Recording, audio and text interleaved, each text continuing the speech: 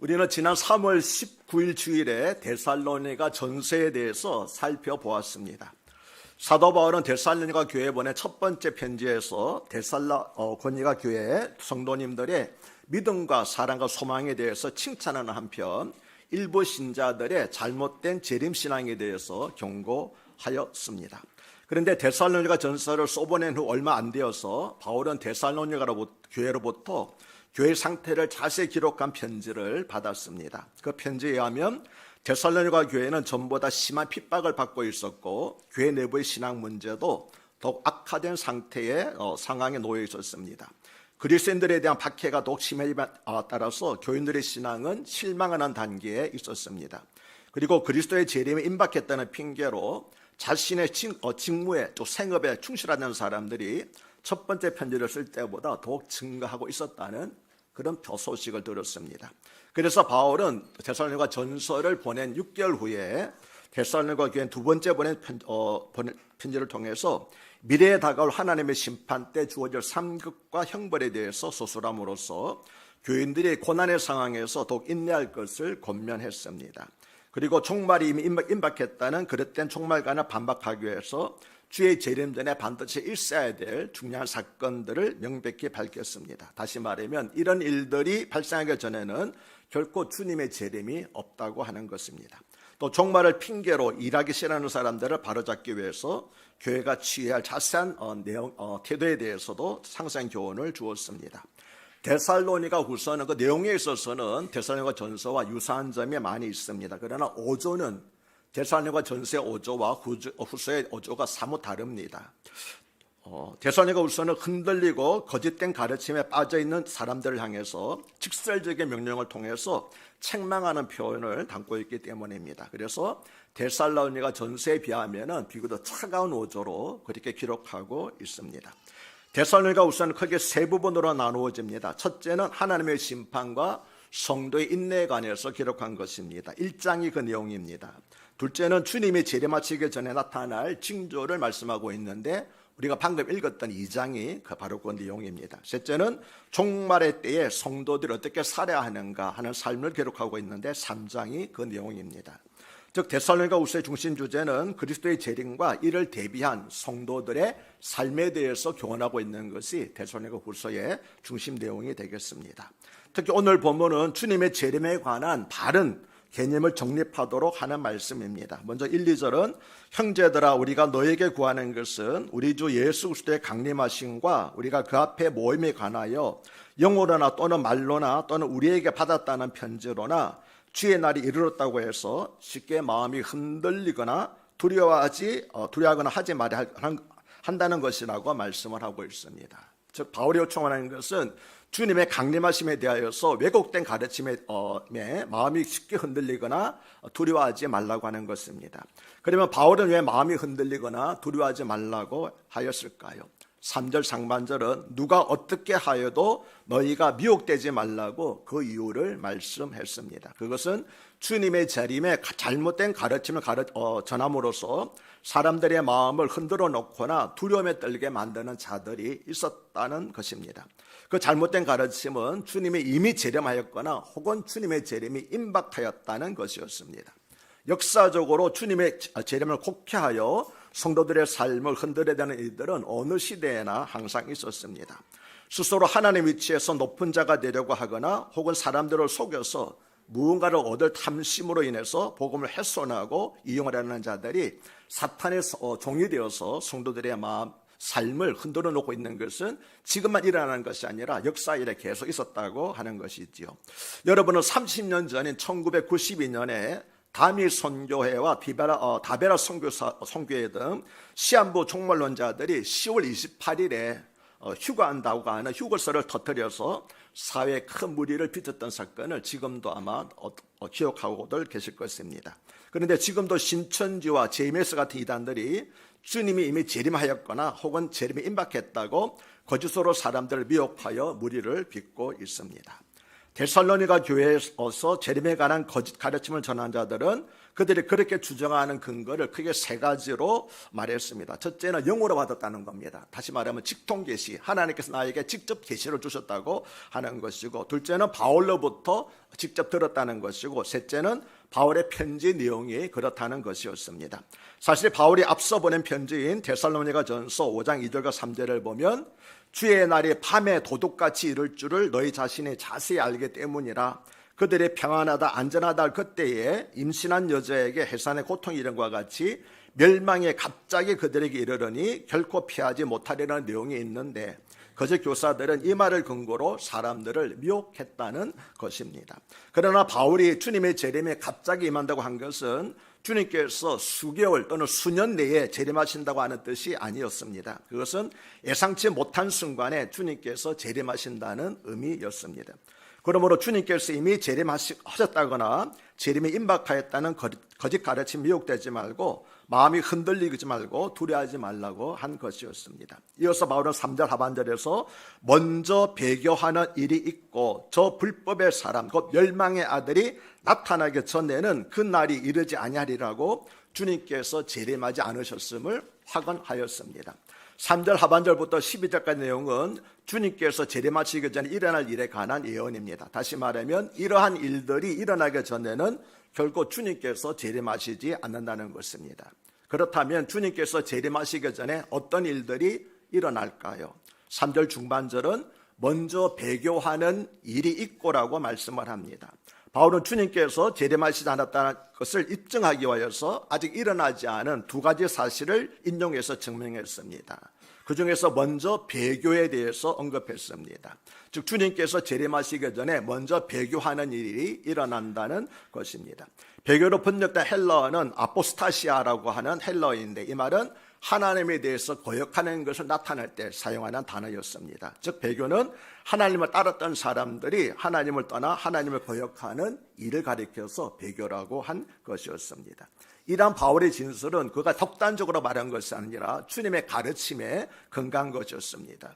예수님은 마태복음 24장 10절로부터 12절에서 그때 많은 사람이 실족하게 되어 서로 잡아주고 서로 미워하겠으며 거짓 선지자가 많이 일어나 많은 사람을 미혹하겠으며 불법의 성함으로 많은 사람의 사랑이 식어지리라고 말씀을 하셨습니다. 주님 오시기 전에 이러한 일들이, 사람들이 불법을 사랑하고 믿음에서 떠나는 일들이 반드시 발생할 거라고 예수님께서 말씀하셨지요. 또 마태복음 24장 23절과 24절에서는 그때 사람이 너희에게 말하되 보라 그리스도가 여기 있다 혹은 저기 있다 하여도 믿지 말라. 거짓 그리스도들과 거짓 선자들이 일어나서 큰 표적과 기사를 보여 할 수만 있으면 택하신 자들도 미혹하리라고 경계를 하셨는데, 이 같은 일도 우리에게도 일어나고 있지 않습니까? 신천지라든지 그다음 GMS 모두가 잘 가르치는 분들이 바로 예수라고, 재림하신 예수라고 주장하고 있습니다. 다시 데살로니가 후서로 돌아가면은 2장 3절 하반절은 저 불법의 사람 곧 멸망의 아들이 나타나기 전에는 그 날이 이르지 아니하리라고 말씀을 합니다. 바울은 주님의 날이 아직 일어나지 않았다고 하는 또 다른 한 가지 현상으로 불법의 사람이 나타나지 않았음을 증거로 들었습니다. 그러니까 주님이 아직 재림하지 않았다는 확실한 증거 두 가지가 있는데, 하나는 뭡니까? 먼저 배교하는 일이 있을 것이고, 두 번째는 불법의 사람이 나타나야 되는데, 이 두 가지 사실이 아직 나타나지 않았기 때문에 주님은 재림하시지 않았다고 말한 것입니다. 저 불법의 사람은 법을 어기는 사람의 이라는 그런 뜻입니다. 역사 속에서 사탄의 악한 일을 행한 자들이 수없이 많았기 때문에 이 불법의 사람이 누구인지 결정하기에는 힘듭니다. 어떤 사람은 네로 황제라고 주장하고, 어떤 사람은 히틀러라고 주장하고, 어떤 사람은 스탈린이라고 주장을 하였습니다. 또 최근에는 푸틴이나 시진핑이 바로 이 같은 사람들이라고 주장하기도 합니다. 그러나 이 인물을 과거 역사상에 나타났거나 현재 나타난 어떤 특정한 인물을 가리킨다고 하기보다는 요한일서 2장 18절에서 언급한, 즉 마지막 날에 나타날 적 그리스도라고 보는 것이 타당한 해석이 되겠습니다. 특히 사람에 해당하는 헬라어 호안드로포스는 나타날 적 그리스도가 사탄 자신이 아니라 사탄의 일을 수행하는 사람일 것이라는 것을 나타내고 있습니다. 또한 바울은 멸망의 아들을 불법의 사람과 동의를 언급했는데 이것은 멸망의 사람이라고 하는 것을 멸망되기로 예정된 자다, 멸망당하기로 예정된 자라고 하는 그런 뜻을 가지고 있습니다. 이 호칭은 요한복음 17장 12절에서 예수님께서 유다를 가리켜서 하신 말씀이기도 합니다. 그는 멸망의 자식이라고 예수님께서 말씀을 하셨습니다. 이 말은 불법의 사람이 아무리 흉악한 계획과 성도를 괴롭히는 일을 행할지라도 종말에는 결국 멸망할 수밖에 없다는 사실을 암시하고 있습니다. 이처럼 3절에서 바울은 주의 날의 초기 단계를 특정 짓는 이 두 가지 뚜렷한 현상이 아직 일어나지 않았기 때문에, 배교도 일어나지 않았고 불법의 사람도 아직 나타나지 않았기 때문에 주님께서 재림하시지 않았다는 사실을 데살로니가 교인들에게 확신시켰습니다. 이어지는 구절들, 12절까지 구절들은 불법의 사람, 즉 적그리스도와 그의 활동에 대한 구체적인 설명입니다. 먼저 4절은 그는 대적하는 자라 신이라고 불리는 모든 것과 숭배함을 받는 것에 대항하여 그 위에 자기를 높이고 하나님의 성전에 앉아 자기를 하나님이라고 내세우니라고 말씀을 합니다. 불법의 사람은 하나님을 대적하는 자입니다. 그는 자기를 높인다고 하였는데 신이라고 불리는 모든 것과 숭배함을 받는 것에 대항할 정도로 자기보다 더 높은 것을 용납하지 않는 아주 교만한 자인 것입니다. 자신을 이 정도로 생각하는 사람은 과연 누구겠습니까? 자기를 하나님이라고 생각하지 않고는 이런 생각할 수가 없는데, 제가 정명석이를 소개한 그 비디오를 보니까 정명석이가 이럽니다. 꼭 예수님 하신 것처럼 왜 하나님 보라고 그래? 나봐, 나 보면 돼. 자기가 하나님이라고 예수님 가진 말씀 그대로 인용합니다. 하나님 볼 필요 없어, 날 보면 되잖아. 이처럼 자기 자신을 하나님으로 주장하는 그런 사람이 바로 불법의 사람이 될 수 있다는 것이 있지요. 그래서 바울은 그를 가리켜서 하나님의 성전에 앉아 자기를 하나님이라고 내세우니라고 말한 것입니다. 여기서 바울이 말한 하나님의 성전은 예루살렘에 있는 성전을 가리키는 것이 아니라 교회를 가리키는 말입니다. 교회에서 자기를 하나님으로 내세우는 사람은 교회의 머리이신 예수 그리스도를 부인하는, 대적하는 적그리스도일 수밖에 없는 것입니다. 5절은 내가 너희와 함께 있을 때에 이 일을 너희에게 말한 것을 기억하지 못하느냐라고 말씀을 합니다. 이 말씀은 바울이 데살로니가에서 전도할 때 종말에 일어날 일에 대해서 미리 가르쳤음을 상기시켜주고 있습니다. 우리는 주님께서 친히 하신 말씀과 사도를 포함해서 성경의 기록자들을 통해서 전하는 말씀을 듣고도 시간이 지나면은 그 말씀을 기억하지 못할 때가 많이 있습니다. 그러므로 주님의 말씀이 자신에게서 떠나가지 않도록 지키기 위하여서 성경을 끊임없이 읽고 묵상해야 하는 것입니다. 그럴 때 우리는 세상에서 악한 세력들의 미혹을 이길 수 있을 것입니다. 6절과 7절은 너희는 지금 그로 하여금 그의 때에 나타나게 하려 막는 것이 있는 것을 아나니 불법의 비밀이 이미 활동하였으나 지금은 그것을 막는 자가 있어 그 중에서 옮겨질 때까지 하리라고 말씀을 합니다. 여기서 그는 불법의 사람, 곧 적그리스도를 가리킵니다. 그런데 이 불법의 사람의 출현할 때를 막는 실체가 있다고 하면서 이 사실을 데살로니가 성도들이 이미 알고 있다, 바울이 그 사실에 대해서 가르쳤다라고 말씀하고 있습니다. 그러니까 바울이 전하는 논리로 보면은 바울이 편지를 쓸 당시에 불법의 사람은 출현할 수가 없습니다. 왜냐하면 불법의 사람이 아직 세상에 나타나지 못하도록 막고 있는 존재가 있기 때문이라는 것입니다.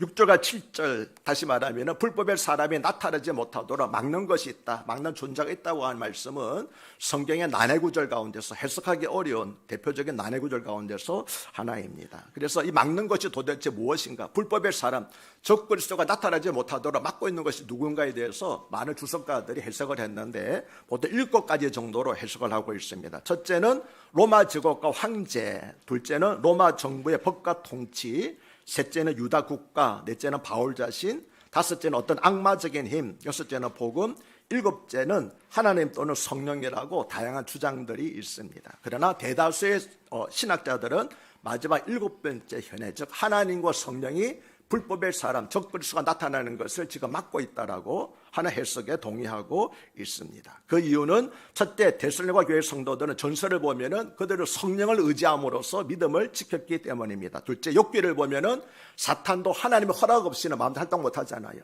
하나님께서 욥을 자랑하실 때 욥을 시험하겠습니다라고 사탄이 하나님께 청하고 하나님이 허락받아서 욥을 시험한 것처럼 사탄도 하나님의 지배 안에 있기 때문에, 그래서 마음대로 활동하지 못하기 때문에 우리는 하나님과 성령께서 불법의 사람이 나타나는 것을 막고 있다라고 하는 견해에 동의하는 것입니다. 그런데 바울은 불법의 비밀이 이미 활동하였으라고 말하고 있습니다. 여기서 말하는 불법의 비밀은 뭘까요? 불법의 비밀은 바로 사탄을 말하고 있는 겁니다. 사탄이 그 뒤에서 활동하고 있다는 것인데 왜 비밀이라고 말합니까? 사람들이 그 사실을 알지 못하기 때문에, 감춰져 있기 때문에, 그래서 불법의 비밀이라고 말한 것입니다. 이 말은 아직 적그리스도가 나타나지는 않았지만 이미 하나님을 대적하는 사탄의 활동이 있음을 뜻하고 있습니다. 우리가 살아가는 이 시대에도 불법의 비밀이 이미 활동하고 있습니다. 신천지의 이만희나 제이메스의 정명석의 배후에도 사탄이 있습니다. 제가 알기로는 사람들이 그들에게 미혹되는 것은 단순히 그들의 교리 때문이 아닙니다. 제가 중국에서 선교할 때에 같이 일하고 있던 선교사가 한 사람이 신천지로 넘어갔습니다. 이상해가지고 물어봤습니다. 어떻게 해서 넘어가냐 그랬더니 자기 형님이 한국에서 시골에서 목회라고 했는데 이만희에 갔는데 이만희가 능력을 행하더랍니다. 신기한 능력을 행하더라는 거예요. 그거 보니까 이만희가 진짜라고 그러는 거예요. 그래서 형이 이만희가 진짜라고 그래가지고 그 선교사까지 안타깝게 넘어갔습니다. 단순히 교리 때문에 넘어간 거 아닙니다. 제가 생각할 때는 아마 정명석이도 많은 사람들을 고쳤던 것 같아요. 많은 여성들을 고치기도 한 것 같습니다. 그러니까 사람들 혹하며 넘어가게 되는 거죠. 이만희도 마찬가지입니다. 옛날에 여러분 전도관이 누구예요? 박태선도 얼마나 많은 능력을 행했습니까? 나중에 이단이 드러나잖아요. 그래서 우리가 이적을 행하는 것 가지고 혹해서는 아니다는 것을 알 수가 있습니다. 그들에게는 사탄의 능력이 분명히 있는 것 같습니다. 그러나 그 배후에 사탄이 있다는 사실은 교묘히 숨기고 있기 때문에 사람들이 그것을 알지 못하는 겁니다. 그래서 뭐라고 말합니까? 불법의 비밀이 이미 활동하고 있으나 사람들이 알지 못하고 있다고, 감춰져 있다고 말하고 있는 것이지요. 그러므로 6절과 7절에서 바울이 데살로니가 성도들에게 말하고자 하는 바는 이미 불법의 비밀, 즉 사탄이 활동하고 있지만 아직 불법의 사람이 가리키는 적그리스도가 나타나지 않았고, 그래서 주님께서 아직 재림하지도 않았다고 하는 것입니다. 하지만 불법의 사람이 나타날 때가 반드시 올 것이라고 말씀합니다. 그때는 불법의 사람이 나타나는 것을 막고 있는 하나님과 성령께, 특별히 성령께서 그 중에서 옮겨질 때입니다. 세번역 성경은 7절을 이렇게 번역을 했습니다. 불법의 비밀이 벌써 작동하고 있습니다. 다만 억제하시는 분이 물러나실 때까지는 그것을 억제하실 것입니다. 무슨 의미일까요? 영원히 억제하시지 않는다는 거죠. 지금은 성령께서 불법의 사람이 나타나는 것을 막고 있지만 언젠가는 성령께서 막는 것을 거두실 때가 있다는 겁니다. 우리가 욥기를 보면은 이렇게 말하잖아요. 하나님께서 욥을 사랑하시니까 하나님 욥에 쓸데없이 아무 이유 없이 하나님을 경외하겠습니까? 하나님께서 욥과 욥의 재산들을 하나님께서 산 울타리로 지켜주시기 때문에 그래서 이렇게 경외하는 거 아닙니까? 아니, 하나님께서 그것을 산 울타리를 제거해 주시게 되면은 욥이 지금이라도 하나님 부인할 것입니다. 그래서 하나님이 어떻게 합니까? 제거해 주셨잖아요. 그랬더니 그냥 와가지고 하루아침에 욥의 10명의 자녀들이 다 죽고 욥의 재산들이 다 바람에 날려가는 그런 일들이 일어났습니다. 오늘도 마찬가지입니다. 우리의 믿음을 지켜주고 우리의 삶을 지켜줄 수 있는 분이 있습니다. 누굽니까? 성령께서, 하나님께서 지켜주십니다. 사탄도 그때 고백을 했잖아요. 사탄조차도 하나님께서 우리의 삶을 지켜주시고 하나님께서 우리의 물질을, 가정을 지켜주신다고 고백을 했는데 많은 사람들이 사탄만큼 같은 그런 고백도 하지 않고 살아가고 있는 것을 우리 안타깝게 생각을 합니다. 8절은 그때에 불법한 자가 나타나리니 주 예수께서, 그때가 언제입니까? 성령께서 옮겨주실 때, 성령께서 막는 것을 풀어보실 때, 마치 제방이 무너지듯이 이제 불법이 활동할 때입니다. 그때 불법한 자가 나타나리니 주 예수께서 그 입의 기운으로 그를 죽이시고 강림하여 나타나심으로 폐하리라고 말씀합니다. 그때는 하나님께서 불법한 자를 막고 있는 것을 푸실 때입니다. 그러나 그때는 비록 불법한 자가 활개를 치더라도 그의 승리의 때가 아니라 도리어 재림하시는 주님에 의해서 죽임을 당할 때입니다. 잠시 활동하는 거 보이지만 도리어 죽임을 당할 때라고 하는 것이지요. 여러분, 춘향전 이야기 아시지요? 춘향 이야기를 보게 되면 춘향이가 계속해서 변학도의 수출되는 것을 거절하다 보니까 나중에 어떻게 합니까? 변학도가 춘향이를 죽이겠다고 그러잖아요. 그래서 너를 죽이겠다고 그러는데 바로 그 순간에 아메고사 출도야 하고 나타나잖아요. 마찬가지입니다. 불법이 확 활동하고 교회가 무너지는 것 같고 모든 성도들이 끝날 것 같은 그 순간에 우리 주님께서 나타나셔서 악의 세력을 물려줘 주신다고 하는 것이 바로 그런 장면인 것입니다. 흥미로운 점은 주님께서 불법한 자를 물려주시니 어떻게 물려주십니까? 입의 기운으로 물려주신다. 입의 기운 무슨 뜻입니까? 입김입니다. 여러분 입김이 얼마나 강하겠습니까? 그런데 뭐라고 말합니까? 사탄의 세력이 아무리 강한다 할지라도 하나님 앞에 주님 앞에서는 하나의 입김에 불과하다. 입김에 날려가 되는 지푸라기 불과하다는 것이죠. 아멘이십니까? 그래서 불법의 세력이 아무리 활동한다 할지라도 주님 나타나시게 되면 그 입의 기운으로 입김만으로 그는 무력하게 되는 줄로 믿습니다. 주님께서 이 땅에 재림하실 때는 불법한 자의 활동을 무력하심으로 사람들에 대한 그 영향력이 완전히 상실된다는 것입니다. 9절과 10절 좀 어려운 말입니다. 악한 자의 나타남은 사탄의 활동을 따라 모든 능력과 표적과 거짓 기적과 불의의 모든 속임으로 멸망하는 자들에게 있으리니 그들이 진리의 사랑을 받지 아니하여 구원을 받지 못함이라고 말씀합니다. 여기서 악한 자는 불법의 사람, 즉 적그리스도를 가리킵니다. 9절과 10절은 불법한 자가 어떻게 나타나고 어떤 사람에게 영향력을 끼치는가를 우리에게 알려주고 있습니다. 여기서 말하는 사탄의 활동은 힘과 능력을 의미합니다. 불법의 사람은 사탄의 하수인으로서 사탄으로부터 능력을 받아서 크게 4가지를 멸망하는 자들에게 행할 것이라고 말씀합니다. 그 4가지가 무엇입니까? 능력과 표적과 거짓 기적과 불의의 모든 속임수입니다. 이 4가지 중에서 3가지, 즉 능력과 표적과 기적이라는 단어는 예수님께서 이 땅에서 이적을 행하실 때 사용한 단어와 꼭 같습니다. 뭐라고요? 능력과 표적과 기적. 그러니까 불법의 사람 적그리스도는 마치 자신이 재림의 일수인 척하는 사람이라는 것입니다. 요한계시록 13장 11절에 의하면은 적그리스도는 어린 양같이 2뿔이 있지만 사탄처럼 말하는 자라고 말씀하고 있습니다. 그런데 이 4가지 중 마지막 불의의 모든 속임은 온갖 악랄한 속임수라고 하는 뜻입니다. 이처럼 사탄의 하수인의 불법의 사람은 예수님께서 이 땅에 행하신 일들을 행하면서 사람들을 미혹할 것입니다.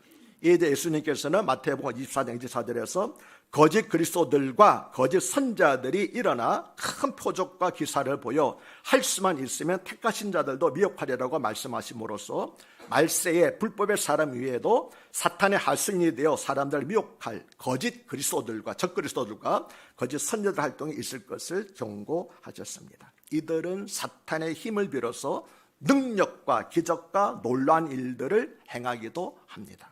그러므로 눈에 보이는 기적과 놀라운 일들만을 따라다니다 보면 그들의 함정에 빠져서 삶을 망가뜨리는 일들이 일어나게 된다는 것입니다. 10절은 불법의 사람의 미혹에 누가 빠지는가를 알려주는 대단히 중요한 말씀입니다. 누가 빠집니까? 불법의 사람의 활동에 빠지는 사람들은 멸망하는 자들입니다. 여기서 멸망하는 자들이라고 하는 것은 주님을 영접하지 않아서 구원을 받지 못한 사람들을 가리키는 말입니다. 이들은 불법을 좋아하고 선과 진리를 멀리하는 사람들입니다. 그러니까 성도들이 아닌 이들에게 불법한 자가 자기 영향력을 끼치게 된다는 겁니다. 우리는 열망할 필요가 없습니다. 왜냐하면 요한계시록 7절 3절에 이야기하게 되면 이마에 하나님의 인을 받은 사람들은 악한 세력들이 악한 재앙이 미치지 못하고 미혹하지 못합니다. 아멘이십니까?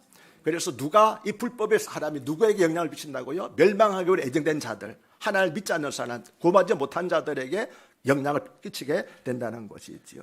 그러므로 우리는 늘 성령님의 도우심으로 지혜롭게 모든 일을 분별할 수 있도록 기도하는 일을 게을리하지 말아야 할 것입니다. 마지막으로 11절과 12절은 이러므로 하나님이 미혹의 역사를 그들에게 보내사 거짓 것을 믿게 하심은 진리를 믿지 않고 불의를 좋아하는 모든 자들로 하여금 심판을 받게 하심이라고 말씀을 합니다. 하나님께서 미혹하는 힘을 보내셔서 멸망받을 자들로 거짓을 믿게 하시는데, 그렇게 하시는 이유는 진리를 믿지 않고 불의를 좋아하는 자들을 심판하시려는데 목적이, 의도가 있었다고 하는 것입니다. 이 말씀에 의하면은 우리 모두에게 미혹하는 영이 작용하는 역사하는 것이 아닙니다. 오직 진리를 믿지 않고 불의를 기뻐하는 자들에게 미혹하는 영이 역사한다는 것입니다. 뒤집어 말하면 진리를 믿지 않고 불의를 기뻐하기 때문에 미혹하는 영에 반응한다고 하는 것이지요. 진리이신 주님을 거부한 사람들이 진리에 반하는 거짓을 믿는 것은 당연한 일이기 때문입니다. 하나님께서는 이들에게 미혹의 역사가 일어나도록 하셔서 그들이 불의를 좋아하게 하시고 거짓을 알도록 허용하십니다. 그러나 이것이 하나님께서 악을 조장하신다는 뜻은 결코 아닙니다. 로마서 1장 28절은 또한 그들이 마음에 하나님 두기를 싫어하며 하나님께서 그들을 그 상실한 마음대로 버려두사 합당치 못한 일을 하게 하셨다고 말씀을 합니다. 하나님께서 억지로 그들에게 그 악한 일을 따르게 하는 것이 아니라 하나님께서 상실한 마음 그대로 버려주셨다는 거예요. 택한 백성들은 하나님께서 감싸봐줘서 욕되하게 되면 우리가 침을 한 번 삼킬 동안도 하나님께 가만두지 않으시고 우리를 간섭하셔서 바른 길로 돌아오게 하시지만 하나님께서 구원하지 않은 사람들, 택하지 않은 사람들은 그 상실한 마음대로 죄악을 짓도록 버려둔다는 거예요. 어떤 사람들은 교회에서 목사님이 그렇게 하면 안 돼요. 기도해야 돼요. 그러면 목사님 왜 다른 사람은 가만두고 나만 달달달 꼭 못 살게 구세요. 여러분 생각해 보십시오. 목사가 어떤 사람을 달달달 볶습니까? 안 했잖아요. 어떤 사람에게 계속 권면하겠습니까? 적어도 마음 속에 저 사람은 내가 잘 양육해서 일꾼대로 만들어야 되겠다 하는 사람은 기도하라, 새벽기도 나와라, 뭐 하라고 요구합니다. 그러나 그렇지 않은 사람들 뭡니까? 그냥 교회 주일만 예배만 나오더라도 그냥 다행이라고 생각하잖아요. 그렇지만 그 가운데서 정말 하나님께 쓰임받기를 원하는 사람, 그런 가능성이 보이는 사람은 그렇지 않잖아요. 성경만 나오세요. 기도해야 돼요. 그렇죠? 훈련받아야 된다고 말하지 않습니다. 하나님께서 택하지 않은 사람들은 상실한 마음 그대로 버려두는 겁니다. 하나님께서 억지로 악을 행하시는 거 아닙니다. 상실한 마음대로 버려두셔서 그대로 살다가 결국 심판을 받게 하신다는 거죠. 사랑하는 여러분, 성령께서 우리 마음속에 감동해 주셔서 우리 죄를 책망하실 때 감사 여기시길 바랍니다. 하나님께서 상실한 마음대로 버려두지 아니하시고 내가 잘못을 행할 때 그때마다 성령께서 나를 깨우쳐 주시는 것을 감사 여기시기 바랍니다. 왜? 이런 사람들은 결코 멸망에 이르지 아니하기 때문입니다. 아멘이십니까? 예. 하나님의 은총을 받지 못하는 사람이 어떻게 미혹의 역사에 넘어가지 않을 수 있겠습니까? 우리가 사탄의 활동과 미혹의 역사를 따라서 거짓을 믿지 않고 불을 행치 않는 것은 전적으로 하나님의 은혜, 우리 가운데 계시는 성령님의 역사 때문인 것입니다. 오늘 말씀에 의하면 진리를 믿고 선을 행하기를 좋아하는 사람은 결코 미혹당하는 일이 없을 것입니다. 탐욕이 있는 자가 불의의 깸에 빠지고 진실하지 않은 자가 거짓에 관심을 기울이는 법입니다.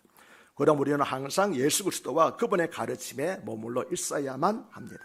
그분만이 유일한 길이고 진리이고 생명이고 생명이시기 때문입니다. 오직 주님에게 눈과 마음을 머물러 두면 어떤 유혹에도 미혹당하지 않을 것입니다. 우리가 주님 안에 거한다고 하는 것은 시선을 하나님께 고정하며 살아가는 것입니다.